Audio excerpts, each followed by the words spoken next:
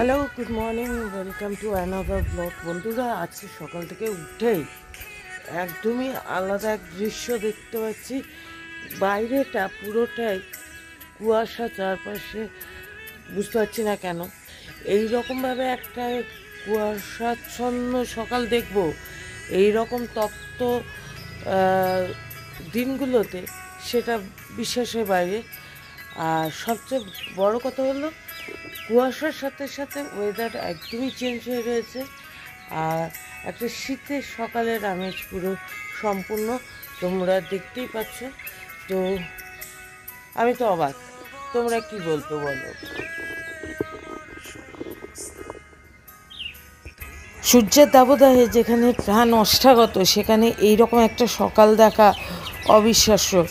আর এই যে আমাদের বাড়ির পিছনেই চাষি ক্ষেত, এখানে ফসল তুলছেন, কিছু কিছু শাকসবজি তুলছেন। এই যে পিছনটা কুয়াশাচ্ছন্ন কীরকম দেখো। এখন তো ছাদ থেকে নেমে গেছি, আর আজকে তোমাদেরকে একটা সুন্দর জিনিস দেখাবো। সেটা তোমরা খেয়াল করেছো কিনা সবচেয়ে জানি না, বাট হ্যাঁ, কিছু নতুন সদস্যদের তোমাদের সাথে পরিচয় করাবো। তো চলো দেখা যাক কে তারা।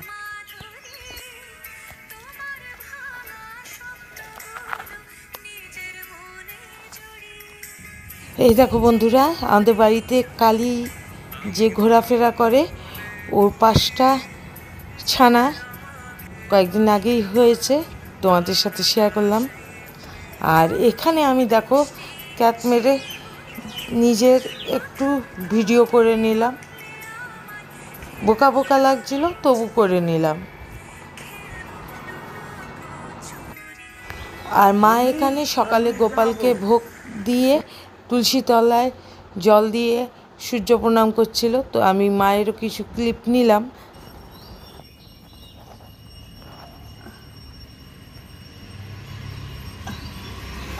এইটুকু ধুতে পারি নাই, এসে হাত পরে দাঁড়ামি।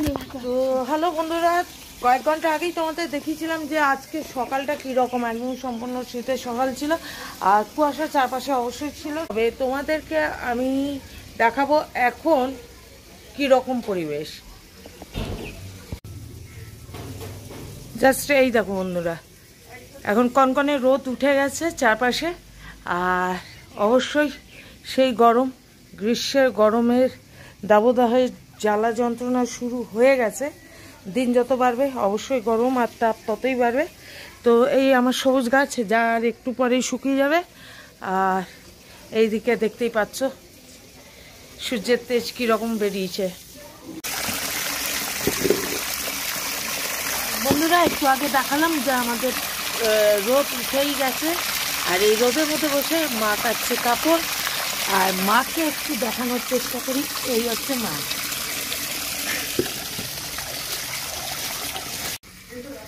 ঠাকুরের এক গাদা কাপড় নিয়ে মা বসে গেছে কাচতে।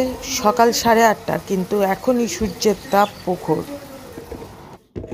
মায়ের পুজোর কাজ শেষ, আর এদিকে ঘরে গ্যাস শেষ হয়ে গেছে, গ্যাস এখনও আসেনি, ফলে কেটলিতেই চা করছি মার আর আমার জন্য।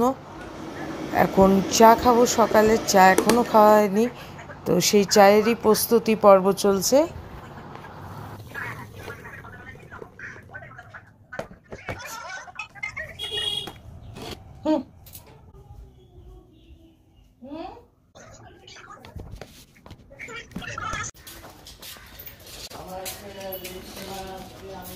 তো চা পান শেষ, আর এখন বেরোচ্ছি একটু দোকানে ঠাকুরের পুজোর ফল আনতে। এদিকে যেহেতু গ্যাস নেই, সেহেতু লাঞ্চের অর্ডার দেওয়া হয়েছে বেশ ফ্রি মেজাজে। আর হঠাৎ করেই দুপুরবেলায় গ্যাস চলে এসছে, তো এখন সেই গ্যাস লাগানোর ব্যবস্থা চলছে, গ্যাস লাগিয়ে নেবো।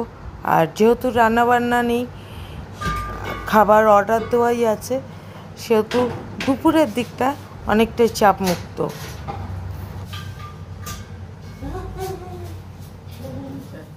যাই হোক তাই হোক, শুক্রবার দিন কিন্তু তুমি কোনো গ্যাস মোটামুটি চেঞ্জ করা হয়ে গেছে। এদিকে দুপুরে পুজো করতে বসে মা হঠাৎ করে আমায় ডাকলেন। যেহেতু আমি খুব শর্ট টেম্পার, সেহেতু মা আমায় বিশেষ দিনে নিজেকে সংযত রাখার কথা বললেন। অক্ষয় তৃতীয়ার দিন মা বললেন যে একটু সংযত থেকো, রাগ করো না, বোঝাচ্ছিলেন।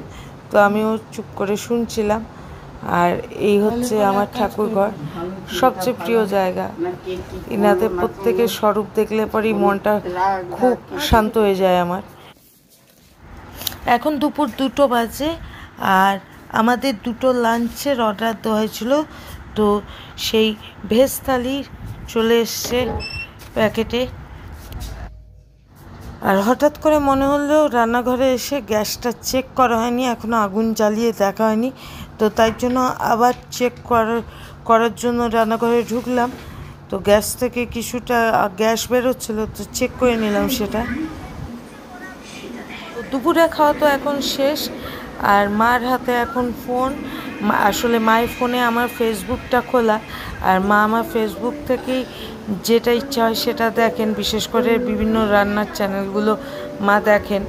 তো ওটুকুনি। বন্ধুরা, রাত এখন অনেক হয়ে গেছে, প্রায় 11টা বাজতে চললো। আমি কিছুক্ষণ আগেই ঘরে ঢুকেছি। দুপুরের পর থেকে আর একটুও সময় পাইনি, অনেকগুলো কাজ ছিল। তো সেগুলো করে ঘরে ঢুকতে অনেক দেরি হলো, আর সেই সময়গুলোতে ভিডিও করতে পারিনি, তার জন্য ক্ষমা চেয়ে নিচ্ছি। তো আজকের ব্লগ এখানেই শেষ করছি। তোমাদের কেমন লাগলো তোমরা অবশ্যই জানিও, আর অবশ্যই চেষ্টা করব লাইভে এসে তোমাদের সাথে গল্প করার। তো তোমরা সাথে থেকো আর দেখতে থাকো। তো গুড নাইট।